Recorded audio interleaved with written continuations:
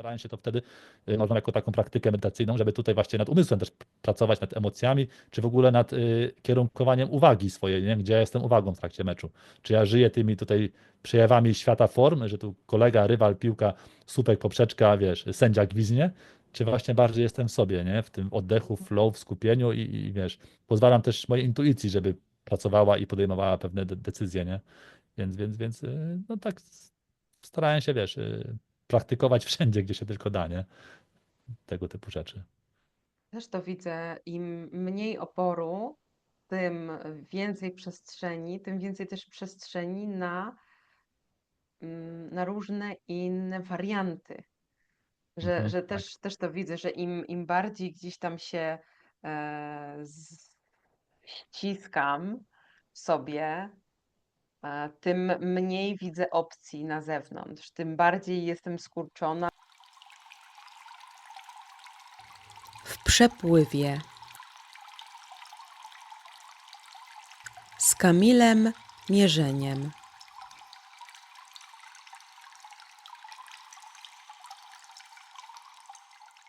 Ale mimo wszystko ta świadomość tak spiralnie z roku na rok sobie ewoluuje i się wznosi.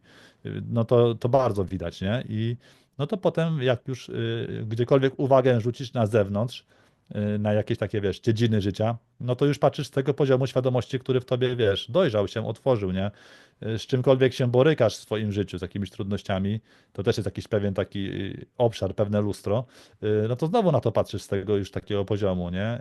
Raz to wychodzi Mhm. lepiej, raz gorzej, wiadomo, ale jak jesteś otwarty i czujny i wiesz, że nawet jeżeli wychodzi gorzej, że jakby jest to takie zaangażowanie znowu emocjonalno-mentalne i ta siła bezwładności w tym duża i nie idzie nic z tym zrobić, no to znowu jak masz już tą świadomość rozwiniętą, to nie ma tego nawyku wejścia w walkę, opór, tylko jest ten nawyk, no taka wewnętrzna mądrość, ja to nazywam, żeby każdą taką rzecz, każde doświadczenie wykorzystać jako okazję do rozwoju, żeby pogłębić się w tym, nie? I tu Mhm. jak takie coś masz w sobie wypracowane, jako nawyk pewien, że po prostu tu już z Mhm. automatu tak na to patrzysz, nie? To też wymaga pewnie czasu, praktyki.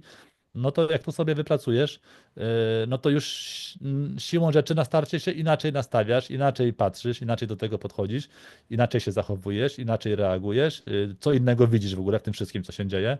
I wiesz, idziesz sobie przez życie, te lata lecą, miesiące tam mijają no i ta zmiana zachodzi, nie? Więc no ja tak sobie z tym radzę poprzez tutaj taką no, wewnętrzną introspekcję, bym tutaj Mhm. to tak ujął, nie? I takie obszary właśnie tutaj zewnętrzne, jak polityka czy sport, to też są fajne takie dziedziny, gdzie można sobie też się w tym trenować, nie? I też jakby też łapać siebie samego tutaj na jakby takim, Mhm. na wchodzeniu w pewne pętle Mhm. myślokształtów, emocji i zobaczyć, wiesz, jak w takim lustrze, co tam we mnie, wiesz, cały czas gra, nie? Co tam we mnie właśnie jest i czemu to się w ogóle dzieje, nie? To mi się wydaje, że jak pewien poziom samoświadomości rozwiniesz sobie, to nie musi być jakiś tam mega wysoki, ale po prostu, wiesz, te nawyki się pojawiają z automatu już i pewien sposób jakby patrzenia na wszystko, no to już zostaje z tobą na całe życie. Nie da się jakoś, znaczy, no może się da pewnie, ale bardzo trudno jest wyprzeć to z siebie i to jakoś zostawić. Po prostu idziesz z tym przez życie, no i to już się tylko pogłębia, nie? No bo też widzisz korzyści, generalnie wiesz, nastawionym się jest na to, żeby przeżyć życie świadomie, nie? I no ja mam taką tutaj swoją filozofię. Tak to właśnie Mhm. u mnie mniej więcej wygląda. No to, co powiedziałeś o tej dyscyplinie umysłu, no to też ja mocno gdzieś tam ostatnio sobie nad tym pracuję, czyli łapię się na momentach, kiedy na przykład wchodzę w stary schemat myślowy i mówię stop, stop, stop, stop, stop, wróć. Nie Mhm. potrzebuję tak na to patrzeć, nie? Że mogę spojrzeć na to inaczej. Natomiast powiem Ci szczerze, że mnie się dopiero to udaje i po przepracowaniu bardzo jakby wielu trudnych sytuacji, że tak powiem, z mojej przeszłości, z Mhm. moich traum, tak? Bo do momentu, kiedy ja się nie pochyliłam nad nimi, nad tymi moimi traumami z przeszłości, no to ta przerwa pomiędzy bodźcem a reakcją była taka mała, że ja nie byłam w stanie się dyscyplinować, bo ja już wpadałam. To były za wielkie doły, wiesz o co chodzi, dół na Tak, 5 tak. metrów, no to się z niego nie wydostaniesz tak szybko, nie? Dziękuję Ci, że jesteś. Daj znać w komentarzu, co myślisz. Twoja opinia jest dla mnie ogromnie ważna. A jeżeli podoba Ci się to, co robię, zostaw lajka i zasubskrybuj mój kanał. Więcej znajdziesz w opisie pod filmem. Miłego oglądania. Ja postanowiłam sobie jakby w tę stronę pójść, czyli gdzieś tam zakopać te doły, tak że one teraz są już na pół metra, więc ja się szybciej stamtąd mogę wydostać i szybciej się zorientować, że tam jestem, nie? A nie, że lecę i ja lecę. No. I dopiero jak spadnę już na dół, to mam takie, aha, to ja tutaj już spadłam, to się muszę wykaraskać, nie? Więc dla mnie to był taki też moment mocno przełomowy, nie? Że gdzieś tam to mi mocno pomogło e, też w zmianie narracji przede wszystkim, nie? Bo gdzieś tam te moje traumy, one mnie zabierały bardzo mocno w tę przestrzeń bycia ofiarą. To po prostu, wiesz, jak nawet się nie orientowałam, a już tam byłam, nie? I jak już Mhm. tam jesteś, no to trudniej ci stamtąd jest wyjść, nie? Czy powiedzmy więcej czasu potrzebuje to na to wydostanie się, niż takie łapanie się coraz szybciej, coraz szybciej. No oczywiście też taka medytacja mi pomogła bardzo, tak, że ja jestem w stanie, no i ta regularność, tak, że ja mam taką, wiesz, po prostu codzienną dyscyplinę wstawania do siebie, e, wiesz, w ciszy, czy tak jak ja robię sobie automasaż, czy jakieś ćwiczenia fizyczne, że to jest taka moja praktyka formalna, tak? Że Mhm. jakby Tak, tak. jedna rzecz to jest taka praktyka nieformalna na zasadzie, że jak mi jakieś myśli przychodzą do głowy, mówię stop, nie idę tam, a formalna praktyka, która mnie gdzieś tam uziemia też, nie? Bo ja też jestem taką osobą, że tak powiem, mocno uzależnieniową, tak? Więc dla mnie to budowanie takiej stabilności wewnętrznej poprzez tę codzienną praktykę jest niezbędne, tak? Że jakbym ja miała tylko, bo oczywiście też tak próbowałam, tak? Bez praktyki formalnej gdzieś tam te myśli moje uziemiać, no to było bardzo różnie. Nie? To raczej to nie działało tak, jak ja bym chciała. Więc dla mnie Mhm. ten trzon i dopiero od tego to centrum jest ustawione i w momencie, kiedy ja mam już to centrum, mogę nawigować do zewnątrz, nie? Mogę gdzieś tutaj się łapać na tych rzeczach. Mhm. Też wiesz co, jeszcze ważnym takim krokiem, czy praktyką gdzieś w moim przypadku jest to, wiesz, nie zawsze o tym pamiętam, ale bardzo często pamiętam i to też to w jakiś tam sposób pewien nawyk już weszł u mnie, że jeżeli coś się pojawia, wiesz, niekomfortowego na poziomie emocji, czucia się, czy też w ogóle myślokształtów, to żeby nie walczyć z tym, tego oporu nie Mhm. tworzyć, nie? To też nie jest łatwe na początku, ale zauważyłem, że właśnie tak testując sobie, eksperymentując tam w pewnym okresie swojego życia, też tam trochę lat temu, właśnie z tego typu doświadczeniami, gdy brałem takie podejście, nastawienie, że okej, cokolwiek do mnie przyjdzie, czy to będzie trwało, wiesz, pół godziny, czy nawet się będzie rozciągało na dzień czy tydzień, Mhm. to nie będę tego w swoim umyśle definiował jako negatywne, Mhm. złe, żeby z tym walczyć, że wiesz, że to musi przejść, że tego nie chcę, a czemu, a że nie mogę przez to zrobić tego, a tak się czuję i wiesz. I już ta taka narracja, która się znowu z automatu, z tych nawyków mentalnych tworzy, nie? I wiesz, bywały takie dni na przykład, czy dni, nawet okresy, tygodnia, gdzie jakoś nie wiem, coś we mnie pracowało na poziomie jakichś starych emocji, starych traum, gdzie czułem, wiesz, jakieś spięcie w splocie słonecznym, czy w gardle na przykład. To powodowało, że jakoś, nie wiem, nie byłem wtedy skłonny działać, jak działam normalnie, w sensie tworzyć rzeczy, czy nie chciało mi się ze znajomymi widzieć, nie? Czy w ogóle, wiesz, chciało mi się tylko, nie wiem, leżeć, słuchać muzyki, czy tam jakieś te filmy oglądać, spać, wiesz, i były Mhm. takie okresy i właśnie szczególnie w takich okresach, jak starałem się tutaj tą czujność zachować na poziomie umysłu, żeby żadnych etykietek nie tworzyć, wiesz, czemu tak się czuję, co się ze mną nie tak, to powinno się skończyć za, nie wiem, za 2 godziny, ten cały negatywizm, nie? Jeżeli byłem w stanie nad tym zapanować i jednocześnie uczyć się, bo to też wymagało czasu, praktyki i nauki, aby swoje serce otwierać na te wszystkie stany we mnie, żeby to ogarnąć tą swoją miłością, pozwolić temu być blisko tego, nic z tym nie robić, tylko po prostu sobie z tym być, no to bardzo mocno te mechanizmy umysłu rozpuszcza, nie? Taka świadoma praktyka, nie?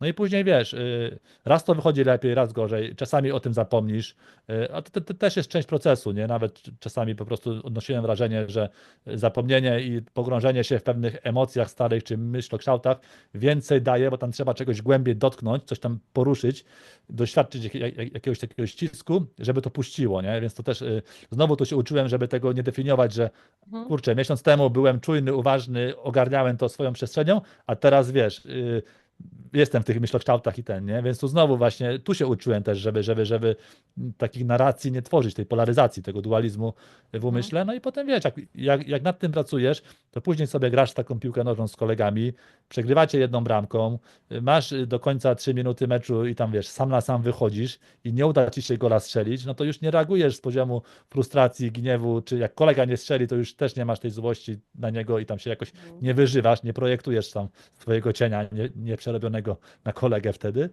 tylko wiesz, jesteś bardziej w tu i teraz, skupiony, sfokusowany i wiesz, skupiasz się na tym, żeby za chwilę sobie kolejną okazję wykreować, bo jeszcze masz 3 minuty na przykład, nie? I to też tak dużo piłkarzy, może nie dużo, ale jest kilku piłkarzy, albo było, którzy skończyli karierę, takich jak na przykład Andrea Pirlo albo Ronaldinho, których jak się obserwowało, to oni właśnie byli w trakcie gry mocno w tu i teraz zanurzeni. Oczywiście tych dwóch, co powiedziałem, to trochę jakby inne style, bo Ronaldinho to był Brazylijczyk uśmiechnięty bardzo, taki na luzie, jakby po prostu na plaży sobie grał i był w tym flow cały czas i temu właśnie dzięki niemu tak wielu młodych ludzi się w piłce nożnej zakochało, bo właśnie w tej energii takiej był, ale Pirlo był taki bardziej spokojny, właśnie skupiony w tu i teraz, gdzie jakby miał ten układ nerwowy w trakcie meczu wyłączony, nic go nie ruszało, nie? I to też właśnie tak obserwując tych piłkarzy, jeszcze paru innych, wiesz, dużo nad tym rozmyślałem i widziałem, że no faktycznie taki Pirlo, będąc w takim stanie też medytacyjnym w trakcie meczu, y, on jest w stanie dokonywać poprzez jakieś podania szczególnie, czy jakieś rozwiązania na boisku, rzeczy, na które taki ludzki umysł w tej walce, rywalizacji, w stresie pogrążony by nie wpadł, nie? Dostrzegał pewne szanse, Mhm. możliwości jakieś zagrania piłki, czy żeby coś z nią zrobić, które były tak gdzieś po prostu trudno dostępne, nie? I widać, że to po prostu dzięki temu to głównie robił, nie? Więc jakby no, na innym trochę już poziomie operował na boisku, nie? Starałem się to wtedy, można jako taką praktykę medytacyjną, żeby tutaj właśnie nad umysłem też pracować, nad emocjami, czy w ogóle nad kierunkowaniem uwagi swojej, nie? Gdzie ja jestem uwagą w trakcie meczu. Czy ja żyję tymi tutaj przejawami świata form, że tu kolega, rywal, piłka, słupek, poprzeczka, wiesz, sędzia gwizdnie, czy właśnie bardziej jestem w sobie, nie? W tym oddechu, flow, w skupieniu i wiesz, pozwalam też mojej intuicji, żeby pracowała i podejmowała pewne decyzje, nie? Więc no tak starałem się, wiesz, praktykować wszędzie, gdzie się tylko da, nie? Tego typu rzeczy. Też to widzę. Im mniej oporu, tym więcej przestrzeni, tym więcej też przestrzeni na różne inne warianty. Że, Mhm, że tak. też to widzę, że im bardziej gdzieś tam się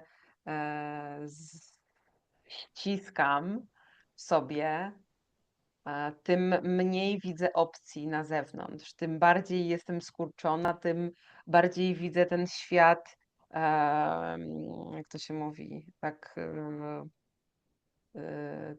tak ta ogniskowa jest tak mocno zawężona, nie? A w momencie, kiedy pozwolimy sobie na to, co powiedziałeś, na przyjęcie tego, dobrze, tak jest, na bycie w tej chwili obecnej, tym po pierwsze mniej cierpimy, tak? Bo mniej się z tym utożsamiamy, z tą daną sytuacją, mniej nas szarpie emocjonalnie, a tym więcej możemy zyskać Tak. takiej świeżości w,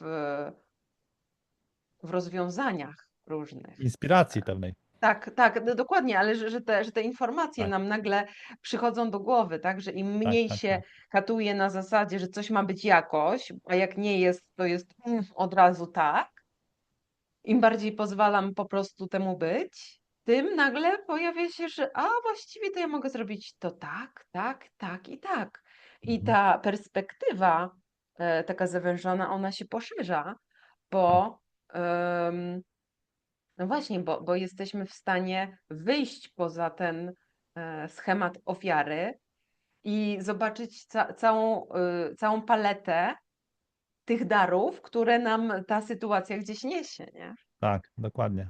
Wiesz co, właśnie jak z tym kolegą się przedwczoraj widziałem, z Przemkiem, to też podobny wątek tu poruszyliśmy, jeśli chodzi o jakby manifestowanie w lekkości, nie? Bo bardzo często mamy takie przekonanie, że jest małe prawdopodobieństwo, żeby coś tam trudnego też w ujęciu umysłu zamanifestować, jakiś tam, nie wiem, milion tam złotych, czy jakieś tam uzdrowienie z jakiejś trudnej choroby, no cokolwiek, nie tam sobie wymyślimy, bo jakby umysł taką nadaje temu etykietkę, znaczenie, że to jest bardzo trudne, żeby się musiało tam jakieś złożyć różnych rzeczy po drodze, ułożyć w ten sposób, żeby to się stało i to jest mało możliwe, czy tam wygrać w totolotka na przykład, nie, bo to jest zbyt wiele tych Mhm. opcji, prawdopodobieństwa tam różnych, żeby to się stało, nie, no, ale z drugiej strony w każdej sekundzie naszego życia, wiesz, wyjdźmy na przykład na ulicę, do baru, czy gdzieś tam do kawiarni, to wiesz, mijamy po drodze, wiesz, dziesiątki ludzi i żeby ten moment był taki właśnie, jaki był idealny w tej chwili, to też na to się składa wiele różnych zmiennych, wektorów, czynników. Wyjdę z domu sekundę później, to już będzie to inaczej. Inaczej minę, inną osobę minę. Ten ktoś, którego, wiesz, minąłem, gdyby on tam się o coś opóźnił, czy gdyby, nie wiem, stał w korku 5 sekund dłużej, to już bym go nie minął, wiesz. I jak sobie, wiesz, z tej perspektywy spojrzymy właśnie tego, co się teraz dzieje, że na to się składa, żeby to właśnie tak wyglądało, jak wygląda w tej chwili, się składają tysiące pewne zmiennych, których nie przewidzisz, nie zaplanujesz. Możesz tylko ustalić, że z kolegą się o tej godzinie spotkasz, na przykład tam w kawiarni, nie? Ale jak ta każda sekunda będzie wyglądała? Czy ty dojedziesz później, bo nie wiem, tramwaj ci przyjechał 2 sekundy później i już wiesz, już będzie inna całkiem ta rzeczywistość, w sensie podobna bardzo, ale będą, no inaczej będzie, nie? Więc tych zmienności są po prostu no miliony wręcz. I zobacz, i też jest jakieś małe prawdopodobieństwo, że to akurat tak się wydarzy, a się wydarza cały czas, nie? Więc to życie i tak sobie płynie, ten proces sobie i tak płynie. I tu jest właśnie kwestia, żeby też po prostu ten żagiel ustawić poprzez pracę z podświadomością, żeby tam te instrukcje były takie zgodne z tym, co my chcemy, żeby nie określać też tego, jak my to chcemy zamanifestować, że to tylko tym sposobem, poprzez ten krok A, B, 3, A, B, C, D, który ja już mam zaplanowany, bo to znowu wtedy ograniczasz manifestację, tylko po prostu być otwartym na to wszystko i z głowy te wszystkie takie idee powyrzucać, że to jest tam trudne, niemożliwe, że zbyt wiele zmiennych, że albo że nie mam pomysłu, że nie wiem, co mam wymyśleć, albo że już ktoś to zrobił, że już jest za późno, już się spóźniłem tam z czymś rok czy dwa, cokolwiek, to z głowy właśnie wyrzucić, tylko być właśnie jak w tym ciągniku, znowu w tym traktorze, ten kierowca tak ustawionym, żeby prowadzić w tym kierunku, w którym właśnie trzeba iść, to energia, żeby się do tego dostroiła. I to się będzie właśnie działo, po prostu życie sobie płynie. To, że nie wiem, ludzie się spotkają nawzajem, wiesz, jak spojrzysz nawet na swoje drzewo genealogiczne, wiesz, masz rodziców na pierwszym piętrze, potem masz już 4 osoby, dziadków, rodzice tam naszych 2 rodziców, potem masz 8 osób, pradziadków, wiesz, i to tam ci się, wiesz, cały czas rozkłada. I zauważ, że tam dojdziesz do poziomu, nie wiem, pradziadka czy prapradziadka, tam 16 już jakby jest wariantów różnych i ci ludzie się z tobą jakoś poznali i oni też się poznali najczęściej poprzez jakieś przypadki, tak zwane w cudzysłowie, że kolega wziął kolegę na domówkę, ten miał nie iść, ale poszedł i albo gdzieś tam, nie wiem, autem jednym jechali, samochodem czy tramwaju, no gdziekolwiek i wszystko było z przypadku i zobacz, Tak. jednak to były przypadki, no wręcz niemożliwe, żeby się zadziały, ale jednak jest ten cały ród tutaj i jesteś ty i stoisz tutaj, nie? Więc Więc czy to był przypadek, czy to się miało zadziać, nie? Więc to jest też piękne, że życie jest takim procesem i ta inteligencja świadoma, o tym mówię, bo ty nawiązałaś do tego, że jak się jest w tym przepływie, w tym takim czystości umysłowej, to wtedy ta inspiracja właśnie spływa, nie? I te pomysły nowe, które spoza umysłu spoza jakby naszego umysłu przychodzą, no bo umysł jest bardzo taką strukturą wąską, zamkniętą i tam ma tą przeszłość, nagromadzoną informację z przeszłości i tam jakby mieli w tym i jeżeli jest taki ścisk i coś tam chce wymyśleć. No ale ta prawdziwa jakby kreatywność, inspiracja pochodzi z tego rejonu spoza umysłu, z tej inteligencji boskiej, z samego życia i tu umysł jest tylko narzędziem, który to przepuszcza i jakby ubiera w słowa, w obrazy, w tego typu rzeczy, nie?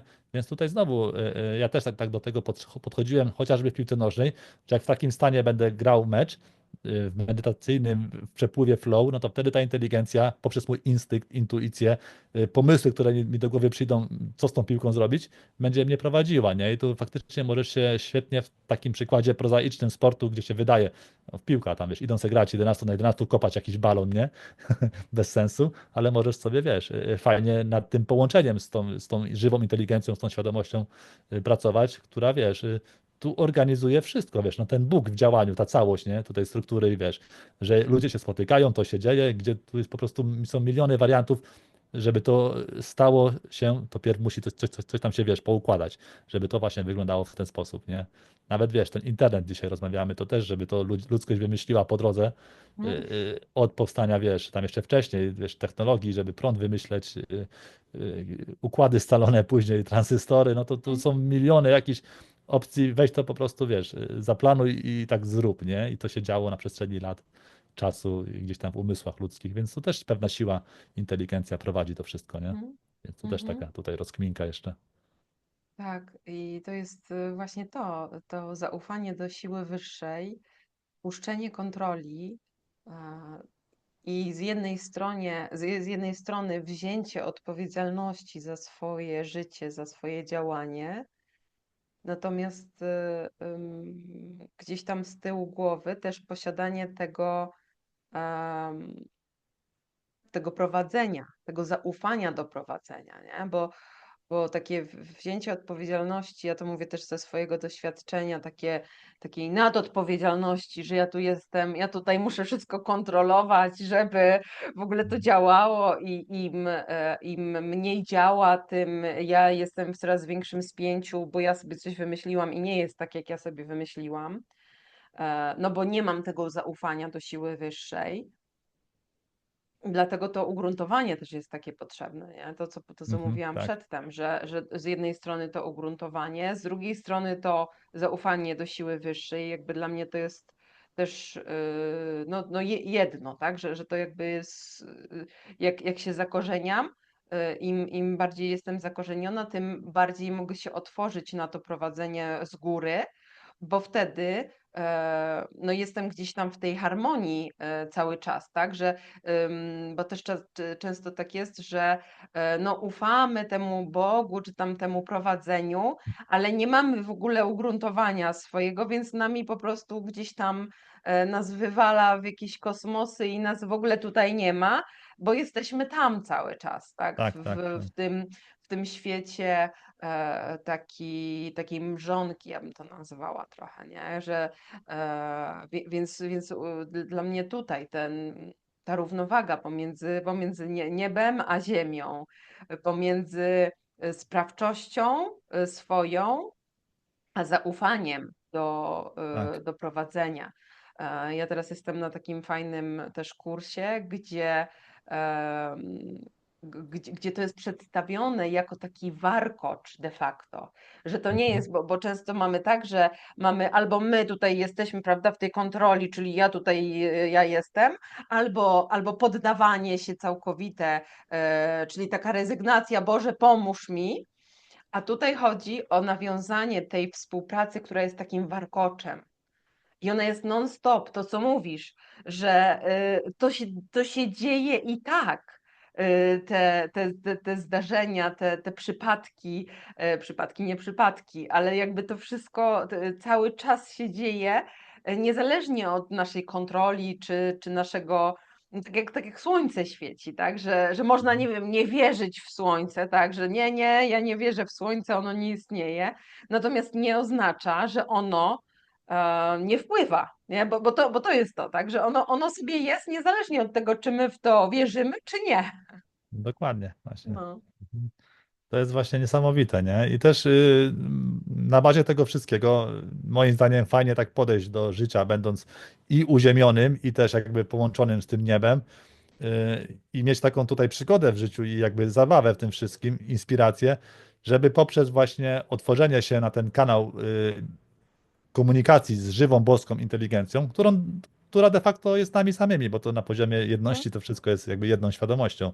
E, Można właśnie fajne pomysły, fajne wizje, projekty jakby sczytywać i gdzieś wpuszczać do siebie i to potem w sobie rozwijać i następnie poprzez działanie w materii można tutaj rzeźbić, dłubać w tym świecie i go właśnie zmieniać. To jest niesamowite, że żyjemy w takich czasach, że ta świadomość tak się otwiera i są takie narzędzia, że my możemy realnie, jako ludzkość, wszystkie dziedziny tutaj struktury naszego życia całkowicie przemienić i stworzyć coś w ogóle odjechanego, odlotowego, w sensie dobrego, rozwojowego, nie? Fajnego, innego, nowego, świeżego i właśnie to się już powoli dzieje, w sensie te stare struktury tam jeszcze, wiesz, trzymają i się kruszą, ale no, ja tutaj przeczuwam, że będzie mega boom, jeśli chodzi o taką kreatywność i w relacji z tym, co się tutaj dzieje na poziomie tych struktur, jak pewne zachodzi i pęknięcie, i zmęczenie tym wszystkim, i jakby już takie uświadomienie sobie, że trzeba znaleźć inne sposoby, żeby tutaj jakoś organizować życie społeczne, bo to się nie sprawdzało.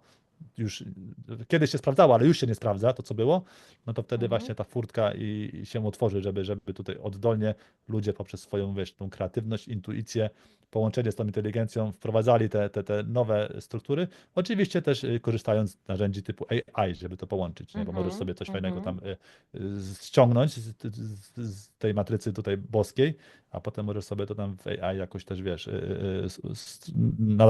nadać temu pewną strukturę, czy po prostu jakoś tam to ułożyć sobie, nie? Więc tutaj to będzie w połączeniu moim zdaniem z AI, no bo no, innej opcji nie ma, bo już to AI już jest, więc no już będzie, nie? Więc żeby tylko to fajnie używać, nie?